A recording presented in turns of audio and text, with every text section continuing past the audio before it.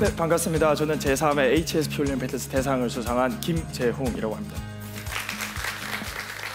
저는 초등학교 4학년 때부터 뇌교육을 시작했습니다. 그래서 지금 나이가 25살인데요. 연수로 따지면 14년 몇 개월 차인데 제가 반올림을 조회해서 15년 차라고 적어놨습니다. 그래서 15년 동안 했고요. 중학교 2학년 때, 15살 때 제가 제3회 올림피아드에서 대상을 수상하게 되었었습니다.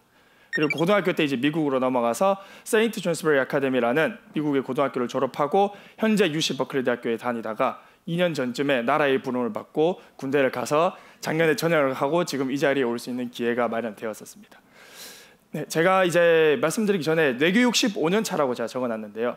저는 뇌교육 말고 또 사교육을 단 한 번도 받아본 적이 없습니다. 수학학원을 다녀본 적도 없고요. 영어학원을 다녀본 적도 없고 심지어 이 앞에서 말하는 이런 웅변학원도 다녀본 적이 없습니다. 이 모든 걸 전 뇌교육을 통해서 얻었었고요. 그 얻는 가치에 대해서 지금부터 설명을 해드리도록 하겠습니다. 제가 뇌교육을 시작하기 전에는 초등학교 4학년 전이었죠. 정말 평범한 학생이었고 정말 잘하는 것도 없고 못하는 것은 많은 그런 학생이었습니다. 그리고 굉장히 소심했기 때문에 이런 자리에서 쓰면 쓰러졌었습니다.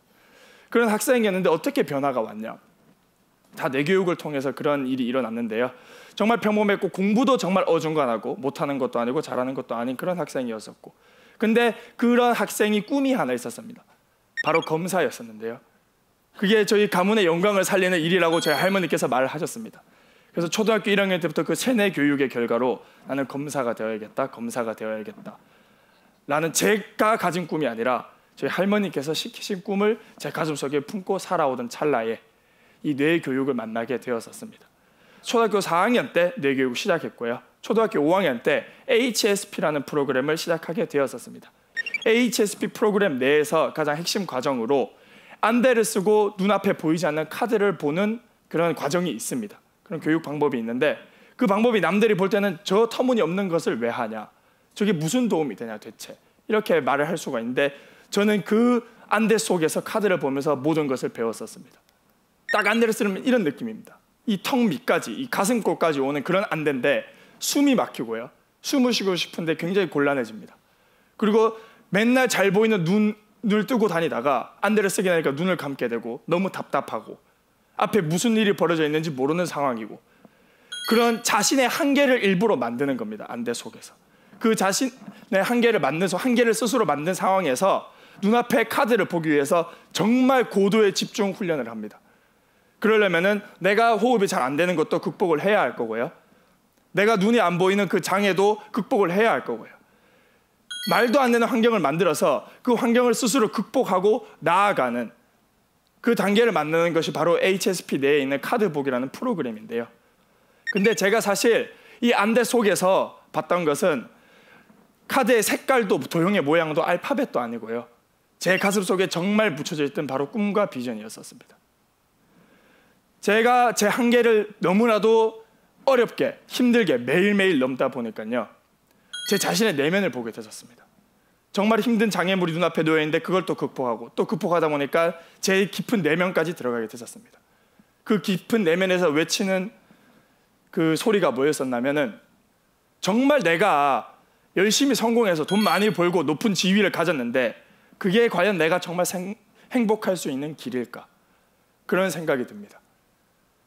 과연 내 주변 사람들이 정말 힘들고 어려워하는데 나만 행복하다면 그게 정말 내가 바라는 행복일까? 그런 생각이 들어서 점점 주위를 바라보게 됩니다. 주위를 바라보다가 그래, 주변 사람도 이렇게 힘든데 또 우리나라도 이렇게 경제가 힘들고 많은 사람들이 힘들어하는데 내가 우리나라를 한번 바꿔볼 수 있는 그런 사람이 되어야겠다. 내 내면을 들여다보니 저는 정말 당당한 사람이었고 그 무엇도 이뤄낼 수 있는 그런 사람인 걸 깨닫고 내가 우리나라를 한번 바꿔보자. 나를 위해 사는 게 아니라 나와 우리 민족을 위해 한번 살아보자 라는 생각을 가지게 됩니다. 그리고 더 나아가서 과연 우리나라만 잘 산다면, 지구 반대편의 아프가니스탄에 있는 하루에 한 끼도 못 먹어서 힘들어하는 친구들이 있는데 과연 우리나라만 잘 산다면 그것도 과연 내가 원하던 길이었을까? 라는 생각을 가지고 최종적으로 그래, 내가 이 세상을 바꿀 수 있는 리더가 한번 되어보자. 내가 이 지구를 바꿀 수 있는 지구 경영자, 지구를 대표할 수 있는 국제적인 리더가 되어서 이 세상을 한번 바꿔보자 라는 꿈과 비전을 제 가슴속에 가지게 됩니다. 자신감도 굉장히 부족했었고 제 안에 무엇이 들어있는 어떤 잠재력이 들어있는지 단 1도 몰랐었습니다. 그래서 전 제 자신이 그냥 오리인 줄 알았었습니다. 근데 뇌 교육을 통해서 제 한계를 계속 극복하고 제 내면에 있는 진정한 행복을 찾고 제가 정말 원하는 꿈을 가진 순간부터 오리가 아니라 백조라는 것을 깨닫게 되었었습니다. 이 뇌교육을 통해서 제가 힘든 과정을 극복한 여러 가지 일화가 있는데 그중 몇 가지만 말씀드리도록 하겠습니다. 제가 고등학교 때 미국 유학을 결심하게 됩니다. 미국에 가서 정말 선진 교육을 배우고 선진 문화를 배워서 국제적 리더로 갈 수 있는 그런 자격을 한번 갖춰보자 라는 생각으로 처음에 미국에 갑니다. 처음에 미국 갔는데 이게 제가 제일 처음 살던 기숙사였었습니다. 어떤 느낌이 드시나요? 굉장히 아름답나요? 이 기숙사 이름이 The Barn이라고 합니다. 영어로. 한국말로 하면 마국간이라는 뜻입니다. 미국은 전통 있는 건물을 함부로 허물지 않기 때문에 옛날에 마국간으로 쓰던 건물을 안에 리모델링을 해서 기숙사로 바꾼 겁니다. 나름 광역시라는 대도시에서 5분만 걸어가면 편의점이 있는 그런 호황된 아스팔트에 갇힌 도시에 살았었는데 미국에 딱 가니까 마국간에서 살라고 하네요. 그리고 마트에 뭘 사러 가려면 차를 타고 2시간을 가야 되네요. 그리고 주변에는 말이 다 안 통하는 외국인 친구들이네요. 저는 아까 말씀드렸듯이 사교육을 단 한 번도 받은 적이 없어도 중학교 때 단 한 번도 영어 시험에서 100점을 놓쳐본 적이 없었습니다. 그래서 나름 영어에 자신이 있었었고요. 제가 정말 쉬운 질문 하나 드리겠습니다. 대한민국에서 초등학교를 나오면 다 맞출 수 있는 질문입니다. 여러분 제가 How are you?라고 물으시면 뭐라고 대답하시겠습니까? 네, 대한민국 사람의 99%가 I'm fine, thank you, and you라고 대답을 합니다. 저도 그랬었고요. 그래서 제가 처음에 미국 가서 미국인을 만나가지고 미국인이 How are you?라고 묻길래 제가 I'm fine, thank you, and you라고 하니까 벌레 보듯이 쳐다봅니다. 세상에 저런 말도 있나? 제가 그런 영어를 달고 미국에 처음 가서 굉장히 힘들었었습니다. 그래서 첫 일주일 동안 정말 울기도 많이 울고요. 어머니께 전화를 못 드렸습니다. 너무 죄송해서. 정말 힘들게 왔는데 너무 죄송해서 전화도 못 드리고 그렇게 하루하루 보냈었습니다. 그리고 심지어 고민도 굉장히 많이 있었습니다. 한국에 돌아갈까? 여기 물이 나랑 잘 안 맞는 것 같은데 밥만 먹으면 배탈이 나는 것 같은데 이런 말도 안 되는 핑계를 대면서 첫 일주일을 견뎌냅니다. 그래서 이게 사진에 보시면은 제 첫 일주일 때 사진입니다. 가운데 있는데 굉장히 암울해 보이죠. 세상을 잃은 표정입니다. 나는 누구고 여긴 어디인가 하는 그런 표정입니다. 그러던 찰나에 제가 떠올립니다. 그래 나는 공부를 하는 이유가 지금까지 미국에 온 이유가 나 자신을 위해서 온 게 아니라 내가 세상을 바꿔보자고 나를 바꾸고 우리 민족을 바꾸고 우리 세상을 바꾸자 나와 민족과 인류를 위해서 이 땅에 왔는데 고작 말 안 통한다고 고작 주변에 모르는 새로운 환경이라고 이것을 포기하면 되겠는가 그런 생각을 합니다. 진짜 국제적인 리더가 되려면 이보다 더 큰 장애물도 엄청 많을 텐데 이 정도도 못 견뎌서 되겠냐 김재용. 그 꿈과 비전을 다시 떠올리면서 공부를 시작합니다. 처음에는 영어가 하나도 안 들렸습니다. 말도 하나도 안 되고. 그래서 어떻게 했냐면 노트북을 들고 가서 수업 시간에 가서 처음부터 끝까지 다 녹음을 합니다. 저는 수업이 끝나고 나왔는데 숙제가 뭔지를 모릅니다. 그래서 그 노트북 녹음한 걸 집에 들고 가서 다시 처음부터 기숙사에 들고 가서 마곡간에 들고 가서 다시 처음부터 끝까지 다 됐습니다. 그래서 남들은 숙제하고 다 하고 노는데 한두 시간이면 다 끝이 납니다. 저는 수업했던 거 처음부터 끝까지 듣는다고 5시간이 걸렸었습니다. 그러고 이제 숙제를 시작해야 합니다. 하루가 너무나도 모자랐습니다. 근데 미국 학교는 공부하고 싶다는데 공부를 안 시켜줍니다. 밤 10시가 되면 자라고 합니다. 기숙사에 전기를 끊어버립니다. 또 룸메이트 자니까 옆에서 불 켜고 공부할 수도 없는 노릇이고. 그래서 대책을 떠올립니다. 이 더운 날 제가 살던 지역이 여름에는 위로 40도, 겨울에는 아래로 40도 내려가는 극한 지방이었습니다. 그래서 그 더운 날 이불을 덮어쓰고 후레쉬를 켜고 그 이불 속에서 새벽 3, 4시까지 매일매일 4년 동안 공부를 했습니다. 저는 연필을 드는 이유가 펜을 드는 이유가 저를 위해서가 아니라 나와 민족과 인류를 위해서 펜을 들었었습니다.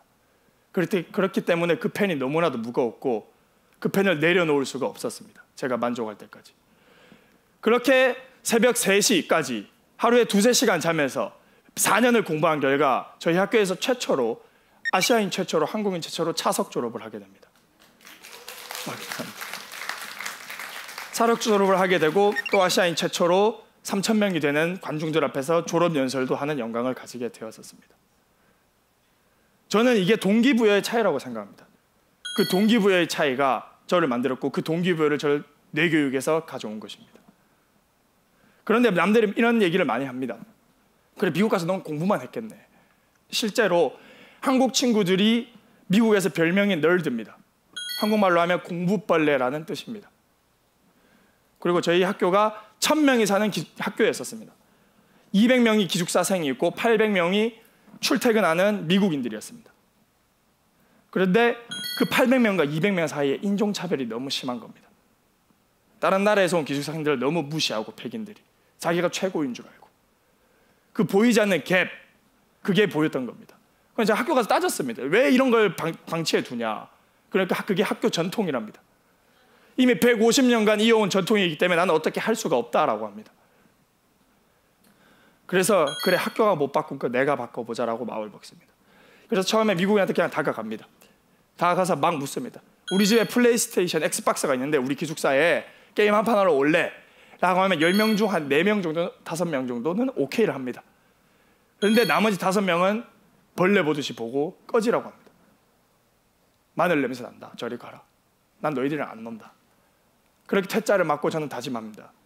네가 내한테 와서 같이 놀자고 하는 날을 내가 만들겠다고.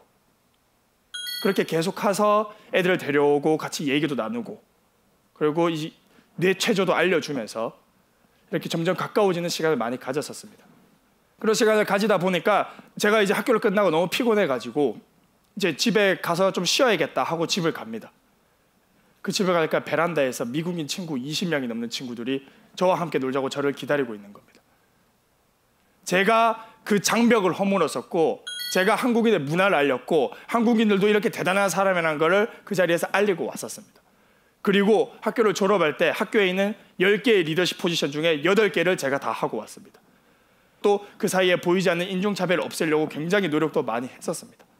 그렇게 해서 이제 미국 UC 버클리에 입학을 했었고요. 이제 저희 학교는 제가 경제학과로 들어갔는데 이제 보면 위에 프린스턴, MIT, 하버드 이런 학교들과 같이 어깨를 나누고 있는 학교입니다. 저는 저 잘 되라고 미국 간 것이 아니었었습니다. 세상을 바꾸기 위해서 미국 간 것이기 때문에 아무리 힘들고 어려운 일이 닥쳐서 넘어지더라도 다시 일어나서 또 걸어가고 또 걸어가고 또 걸어갔습니다. 그게 바로 제가 얻은 꿈과 비전이었었고 그 꿈과 비전을 이루기 위해서 수백 번 수천 번 넘어져도 절대로 포기하지 않았었습니다. 저는 모든 이제 정치라든지 경제라든지 이런 시스템에 문제가 있는 것은 교육에서 시작이 된다고 생각을 합니다. 교육이 잘 돼야 올바른 영재들과 인재들이 나오고 그 올바른 인재들과 영재들이 나라를 경영하고 이 세상을 경영해야지 올바른 세상으로 바뀌는 거라고 생각을 합니다. 그래서 그 교육이 굉장히 중요하고요. 그 교육 시스템을 완전히 바꿔서 정말 미래에 알맞은 인재를 양성할 수 있는 대한민국의 교육부 장관이 되는 것이 저의 꿈입니다. 그리고 전 세계 사람들이 제가 만들어놓은 교육 시스템, 정말 대한민국 교육 시스템 대단하구나 하고 모두 배워서 전 세계가 잘 살 수 있는, 전 세계가 하나의 교육 시스템으로 뭉칠 수 있는 그런 대한민국의 외교부 장관이 되는 것이 저의 비전이자 꿈입니다. 저는 이제 마지막 끝으로 뇌교육은 퍼즐이라고 생각을 합니다. 저도 지금부터 10년 전, 심지어 대상을 받고 있을 때 그 당시에 저도 뭐가 바뀌고 있는지 몰랐습니다. 그런데 성인이 되고 제가 꿈을 위해 나아가고 이제 좀 여유가 생겨서 뒤를 돌아보니까 이 뇌교육이 얼마나 대단한 것인지 깨달은 겁니다. 퍼즐처럼 처음엔 조각조각이 보입니다. 그런데 시간이 지나면 그 조각조각이 모여서 큰 그림이 됩니다. 그 큰 그림이 바로 꿈과 비전이었고 그 꿈과 비전을 가지고 어떤 일이라도 넘어지지 않고 항상 나아가게 되는 힘을 얻었던 겁니다. 들어주셔서 감사합니다.